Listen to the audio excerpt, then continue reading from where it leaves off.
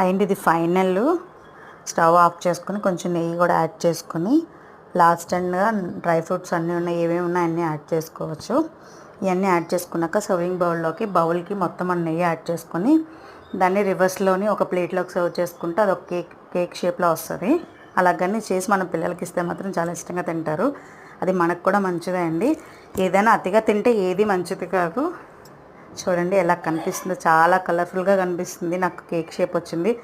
మా వాడికి ఇవ్వగానే మమ్మీ కేక్ చేసావా, బ్రౌన్ కేక్ అని అడుగుతున్నాడు. బట్ టేస్ట్ అయితే చేశాడు. టేస్ట్ మాత్రం నేను కూడా చేశానండి. నిజంగా చాలా బాగుంది నెయ్యి మొత్తం అంతా వేయడం వల్ల. వీడియో నచ్చితే మాత్రం ప్లీజ్ లైక్ చేయండి, షేర్ చేయండి, సబ్స్క్రైబ్ చేసుకోవడం మర్చిపోకండి. Thank you. ఇక్కడ చూడండి మా వాడి ఎక్స్ప్రెషన్స్. వాడికి తీసుకొచ్చి ఇచ్చాను ఫస్ట్. ఎలా ఉందో చూడమని, పాపం కాలిపోతుంది అయినా చూసాడు. నచ్చింది మమ్మీ, నాకు సపరేట్గా ఒక బౌల్ వేసి ఇమ్మన్నాడు, తింటున్నాడు. Thank you.